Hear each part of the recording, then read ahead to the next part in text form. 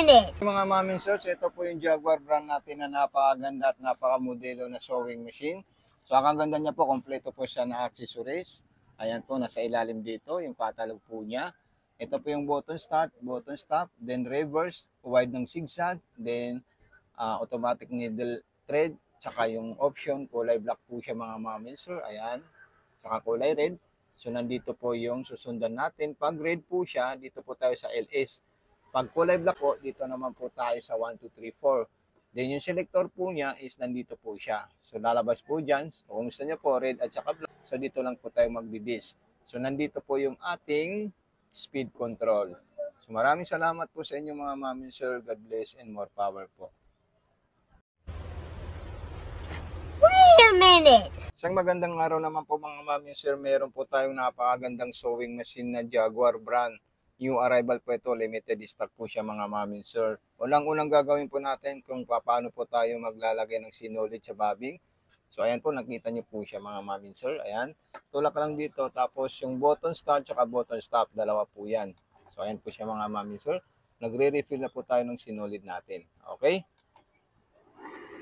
Ayan o. Napaka-solid at napaka-smooth po ng performance ng ating Jaguar. May model po siya dito, MD3900 po, mga mami sir. Speed control, may indicator na tao. Then automatic lock stitch or reverse. Then wide ng zigzag. Then yung needle position. Okay? Then up and down. So ayan po mga mami sir. Stop natin siya kasi punong-puno na po yung sinulid natin. Okay? So ayan. Then pagkatapos naman po niya mga mami sir, ilalagay natin dito or pwede rin dito para di na tayo kukuha ng paglalagay ng sinulid natin. So, ayan po siya. Ganyan lang po mga mami, sir. Sundan nyo lang po itong mga mami, sir, once na gusto nyo po itong sewing machine natin. So, ayan. Then, pataas po siya. Okay, taas natin yung needle.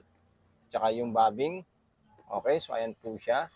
Then, susunod natin, didiretso po natin dito mga mami, sir. So, murang-mura lang po ito mga mami, sir, is nasa 4,500 pesos lang po ito mga mami sir. Heavy duty na po ito at meron po siyang indicator dito kung paano po tayo magtutrubol ng sinulid. Meron din po siyang automatic shooter thread. Ayan. So kukunin ko lang po siya sa likod kasi nagkaroon po siya ng circle. So ito na po siya mga mami sir. Okay, so sasampulan po natin yan kung paano po natin gagamitin itong sewing machine natin. Napakadali lang po siya mga mami sir. Ayan. Okay, so meron po tayong tela dito. Matigas po siya at saka makapal na tela. So isusubukan po natin yan. Ayan po. Then, walang gagawin po natin is lalagay po natin siya sa straight sewing. So nandito po yung selector natin. Then ilalagay natin ito sa number 4. Ayan. May number po dyan na pwede natin sundan. So pipindutin natin yan mga mami sir para tumakbo po siya. Then speed control. Kung gusto natin mabagal or medium lang yung takbo para hindi po tayo maghabol ng bilis ng takbo. Then reverse. Ayan po siya.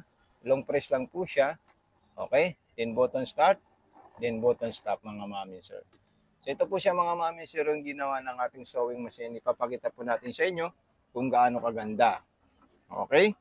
So ito po siya. Antayin nyo lang po mga mami sir. So ito na po siya. Napaka-solid at napakaganda po siya. Back to back po yan mga mami sir. Then kung gusto po natin mag-zigzag, huwag nyo po kalimutan, ilagay ito sa zigzagger niya mga mami sir. Okay?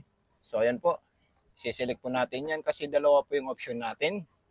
Black at saka red. Then bibilangin niyo po yan. Napakarami po yan mga mami sir. Then gagawin natin masinsin yung zigzag natin mga mami sir. So ayan po siya.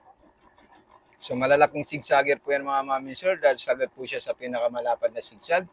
At kung gusto niyo po i-adjust, pwede niyo po i-adjust ito mga mami sir. Ayan. Nasa normal na zigzag na po yan mga mami sir. At dinilisan ko na po yung takbo ng sewing machine natin. Okay, so pwede rin po tayo dito mag-borda, mag-embroidery kasi meron na po siya. Katulad ng scallop, bartak, diamond, pyramid diamond, garterized, at iba't ibang klaseng design. So nandito na po siya mga mami sir. So okay, so ipapakita po natin sa inyo. So ito po siya mga mami sir yung ating zigzag. Then magbuborda po tayo ng scallop. Ayan. Ang gagawin natin is scallop. So dadali natin itong selector natin na kulay red dito sa scallop. Tapos gagawin natin itong masinsin para buong buo po yung scallop na gagawin ng ating sewing machine. Okay, so ayan po siya mga mami sir. Then kung gusto naman po isagad mga mami sir, pwede nyo po isagad sa pinakamalapad na zigzag para malaking scallop po yung gagawin ng ating sewing machine.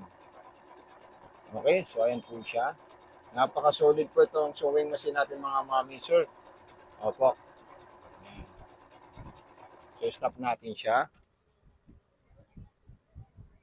So, ayan, ulitin natin. Ayan, napaka-solid po siya mga mami, sir.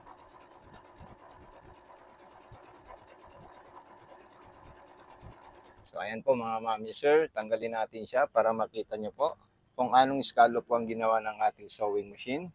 So, ito na po siya mga mami, sir. Ayan. Okay. So, malit na scallop at malaking scallop po siya. Tinindi lang po yan mga mami, sir, dahil meron din po yung pang piping. Kung gusto niyo po kumuha ng pang piping mga mami, sir, pang aging, so meron po siya. Ito po siya. Ibabalik po natin siya dun sa gilid at ilalagay natin ito sa kulay red. Ayan. Okay. So, dito natin siya ilagay sa kulay red. Ayan. Then, pipindutin natin yan para makita po natin yung pang-edging ng ating sewing machine.